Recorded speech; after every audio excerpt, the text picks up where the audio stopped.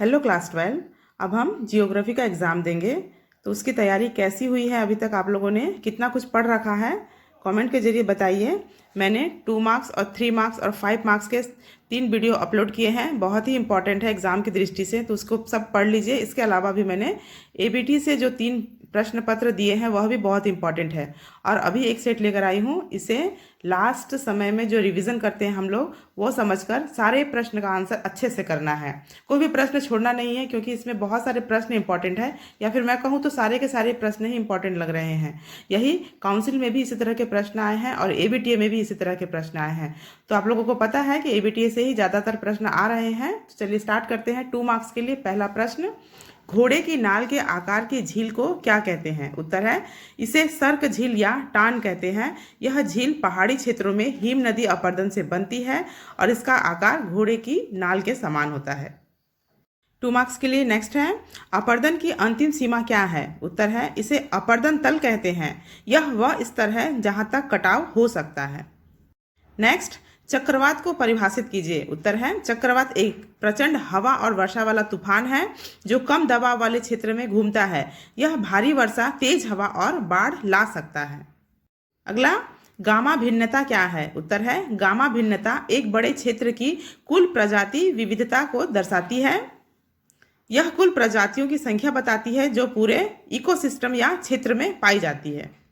Next है, वांछित जनसंख्या से आपका क्या तात्पर्य है? उत्तर है, वांछित जनसंख्या वह जनसंख्या है जो किसी क्षेत्र के संसाधनों और जीवन स्तर के अनुसार स्थायी रूप से रह सकती है। इसे संसाधन क्षमता के अनुसार संतुलित जनसंख्या भी कहते हैं।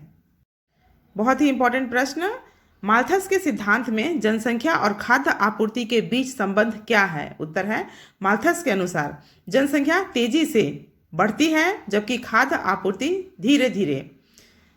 इससे यह संभावना रहती है कि भोजन की कमी हो सकती है और भूखमरी या मृत्यु दर बढ़ सकती है। नेक्स्ट है, मानव विकास से आपका क्या तात्पर्य है? उत्तर है, मानव विकास का तात्पर्य किसी देश या समाज में लोगों की जीवन गुणवत्ता, शिक्षा, स्वास्थ्य और अवसरों में सुधार है। यह केवल या आय या धन नहीं है, बल्कि सामाजिक और आर्थिक भलाई को भी दर्शाता है। नेक्स्ट, 2 मार्क्स के लिए, मानव विकास में अमर्त्य सेन के सामर्थ्य परिप्रेक्ष्य के 2 महत्वपूर्ण बिंदु लिखिए। उत्तर है, मानव विकास का लक्ष्य लोगों को अधिक स्वतंत्रता और अवसर देना है ताकि वे अपने जीवन को चुन सके। विकास केवल आय बढ़ाने तक सीमित नहीं, बल्कि शिक्षा, स्वास्थ्य और जीवन की गुणवत्ता को भी बढ़ावा देना चाहिए।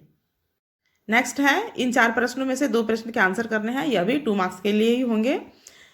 प्रश्न है, भारत में वाणिज्यिक समुद्री मत्स्य पालन की 2 समस्याओं का उल्लेख कीजिए। उत्तर है, अति मछली पकड़ना, मछलियों की संख्या में तेज गिरावट।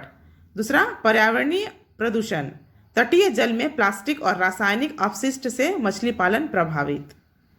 नेक्स्ट है, जनगणना के अनुसार ग्रामीण बस्तियों को परिभाषित कीजिए। उत्तर है, जनगणना के अनुसार ग्रामीण बस्तियां वे क्षेत्र है जहां अधिकतर लोग कृषि और संबंध कार्यों में लगे हुए होते हैं और बस्ती का आकार और सुविधाएं नगरीय क्षेत्रों जैसी नहीं होती है।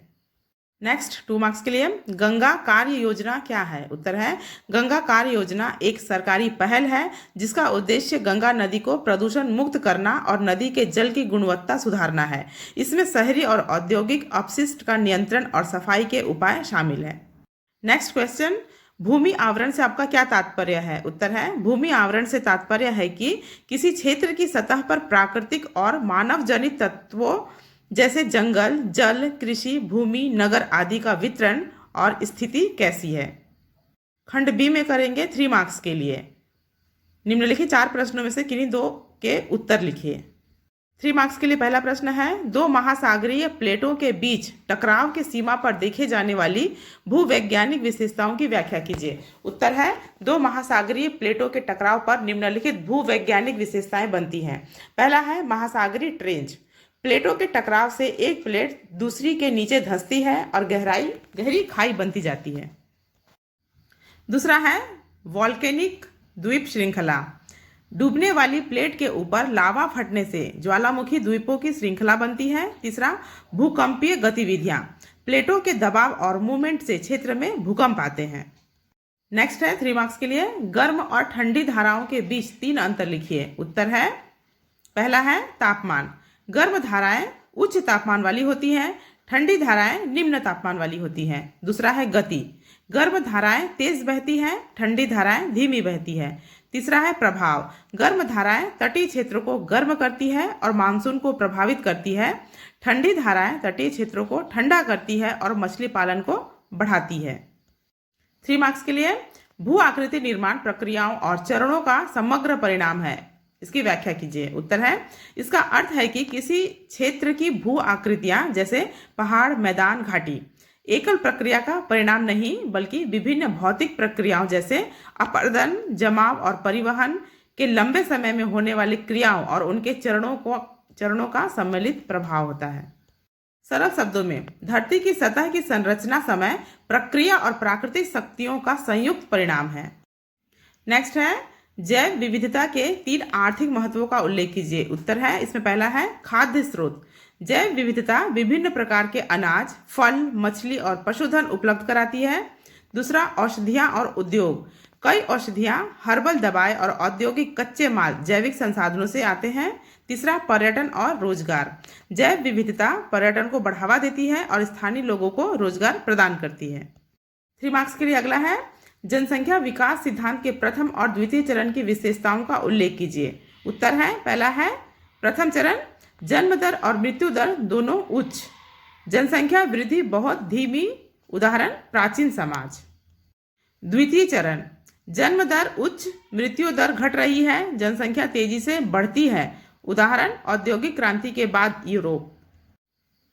नेक्स्ट है, प्रवास से किसी देश के निर्भरता अनुपात पर क्या प्रभाव पड़ता है। उत्तर है, प्रवास से कामकाजी उम्र की जनसंख्या बढ़ती है, जिससे निर्भरता अनुपात बच्चों और वृद्धों की तुलना में कामकाजी लोगों का अनुपात घटता है। इसका अर्थ है कि प्रत्येक कामकाजी व्यक्ति पर कम निर्भर लोग रहते हैं, जिससे आर्थिक बोझ कम होता है। नेक्स्ट है, कल्याणकारी परिप्रेक्ष्य की सीमाओं के बारे में लिखिए। उत्तर है, कल्याणकारी परिप्रेक्ष्य के कुछ सीमाएं हैं। यह केवल आय और संसाधनों के वितरण पर केंद्रित होता है, लोगों की वास्तविक स्वतंत्रता और अवसर पर नहीं। विकास को मापने के लिए यह सिर्फ आर्थिक दृष्टिकोण अपनाता है, सामाजिक और स्वास्थ्य जैसे पहलुओं की अनदेखी करता है। इससे यह पता नहीं चलता कि लोग अपने जीवन को कैसे जीना चाहते हैं। 3 मार्क्स के लिए है अगला, मानव गरीबी सूचकांक की आवश्यकता पर संक्षेप में चर्चा कीजिए। उत्तर है, मानव गरीबी सूचकांक यह बताता है कि लोग कितनी बेसहारा और असुरक्षित स्थिति में जी रहे हैं, केवल आय से नहीं। यह शिक्षा, स्वास्थ्य और जीवन प्रत्याशा को भी शामिल करता है। इससे गरीबी कम करने और कल्याण योजनाएं बनाने में मदद मिलती है। नेक्स्ट है 3 मार्क्स के लिए, भारत में आईटी उद्योग के विकास के कारणों के बारे में संक्षेप में लिखिए। उत्तर है, भारत में आईटी उद्योग के विकास के कारण, पहला कौशल संपन्न युवा और अंग्रेजी भाषा में दक्षता। दूसरा, सस्ती सेवाएं और उत्पादन लागत। तीसरा, सरकारी नीतियां और टेक्नोलॉजी पार्क जैसे समर्थन। वैश्विक बाजार की बढ़ती मांग। 3 मार्क्स के लिए, भारत में ग्रामीण बस्तियों और शहरी बस्तियों के बीच 3 अंतर लिखिए। उत्तर है, पहला है इसमें अधिग्रहण कार्य। ग्रामीण बस्तियां कृषि पर निर्भर होती है, शहरी बस्तियां व्यापार और उद्योग पर। दूसरा, जनसंख्या घनत्व, ग्रामीण बस्तियों में कम, शहरी बस्तियों में अधिक। तीसरा, सुविधाएं, ग्रामीण क्षेत्रों में सीमित सुविधाएं, शहरी क्षेत्रों में बेहतर शिक्षा, स्वास्थ्य और परिवहन। नेक्स्ट है, सुंदरबन क्षेत्र में मानव वन्य जीव संघर्ष के 3 कारण बताइए। उत्तर है, वन क्षेत्रों में घटती निवास भूमि, खेती और बस्तियों के कारण जंगल कम हो रहे हैं। दूसरा, मछली पकड़ने और चराई के लिए जंगल में प्रवेश, लोगों का जंगल में आना जाना।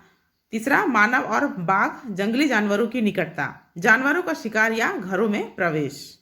नेक्स्ट है 3 मार्क्स के लिए, वन क्षेत्र में मृदा अपरदन को रोकने के लिए उठाए गए 3 उपायों का उल्लेख कीजिए। उत्तर है, पहला होगा पेड़ और पौधे लगाना, इसमें जड़ों से मृदा स्थिर रहती है। प्राकृतिक झाड़ियों और चारों और बंजर पट्टी बनाना पानी के बहाव को कम करता है। तराई में टेरेस खेती या ढलान पर स्तर बनाने पानी और मिट्टी के बहाव को रोकता है। अब है 5 मार्क्स के लिए प्रश्न। तो यहाँ पे 2 प्रश्न है, दोनों ही बहुत इंपॉर्टेंट है। 5 मार्क्स के लिए पहला प्रश्न है, नदी के पुनर्जीवन के परिणाम स्वरूप निर्मित किन्हीं 3 भू आकृतियों का वर्णन कीजिए। उत्तर है, नदी के पुनर्जीवन से निम्नलिखित भू आकृतियां बनती हैं। पहला है क्लिफ और स्ट्रैप। नदी अपनी खोदी हुई घाटी में अचानक गिरती है, जिससे ऊंची खड़ी ढलान वाली चट्टानें बनती हैं। दूसरा है रैपिड्स और वाटरफॉल। नदी के जल प्रवाह में अचानक ढलान बदलाव होने पर तेज बहाव और झरने बनते हैं। तीसरा है अवरोहित घाटी। नदी पुराने मैदान पर कटाव कर सीडिंग या स्तरित घाटियां बनाती है। अगर आप लोग चाहो तो चित्र की सहायता से इसका आंसर कर सकते हो। नदी का अचानक गिरता हिस्सा झरना, ढलान वाली खड़ी चट्टान क्लिफ, घाटी में स्तर अवरोही घाटी। चित्र की सहायता से दिखा सकते हैं। 5 मार्क्स के लिए अगला है उष्णकटिबंधीय चक्रवात के निर्माण से लेकर उसके विनाश तक की विभिन्न अवस्थाओं पर चर्चा कीजिए। उत्तर है उष्णकटिबंधीय चक्रवात के विकास और विनाश के प्रमुख चरण हैं। पहला, गर्मी और नमी का संचय। महासागर के गर्म पानी और उच्च आर्द्रता से कम दबाव का क्षेत्र बनता है। दूसरा है प्रारंभिक चक्र। हवा के घूमने से हवा के छोटे चक्र बनते हैं, वर्षा और तेज हवाएं शुरू होती है। तीसरा है गंभीर चक्रवात। दबाव और गति बढ़ती है, तेज हवाएं, भारी वर्षा और समुद्री लहरें बनती हैं। चौथा है अत्यधिक चक्रवात। चक्रवात पूरी ताकत से विकसित होता है, समुद्री तटों पर बाढ़, विनाशकारी तूफान ला सकता है। पांचवा, विनाश और कमजोर होना। जब चक्रवात सूखी जमीन या ठंडे पानी पर पहुंचता है, ऊर्जा समाप्त होती है और हवाएं धीमी होकर चक्रवात समाप्त हो जाता है। तो यह बहुत ही इंपॉर्टेंट सेट खत्म होता है। इसमें जितने भी प्रश्न हैं सबके सब पढ़ने हैं। अब हम आ गए हैं इंग्लिश वर्जन वाले बच्चों के लिए, तो आप लोग भी पढ़िए, बहुत ही इंपॉर्टेंट है। सारे के सारे प्रश्न बहुत ही इंपॉर्टेंट है, तो पूरे प्रश्नों को करिए। 2 मार्क्स के, 3 मार्क्स के और 5 मार्क्स के लिए अलग से वीडियो बना हुआ है, तो उसको भी पढ़ते रहिए। ABTA भी 2-3 सेट अपलोड हो चुके हैं, उसे भी एक नज़र पढ़ लीजिएगा। और यह सेट बहुत ही इंपॉर्टेंट है एग्जाम की दृष्टि से, तो इसके सारे के सारे प्रश्न करने हैं। फिर इसमें से अगर आ जाएंगे तो फिर आप लोग कर नहीं पाओगे, इसलिए इस तरह के प्रश्न आने के चांसेस है बहुत ज़्यादा। तो एक भी प्रश्न को मिस नहीं करना है, पूरा का पूरा आंसर अच्छे से करना है। 2 मार्क्स वाला, 3 मार्क्स वाला और 5 मार्क्स वाले जिस तरह से पूछा गया है जिन शब्दों में, उसी तरह उसका आंसर करना होगा। तो बच्चों कमेंट करते रहिए। चलिए मिलते हैं अगले वीडियो में। Thank you.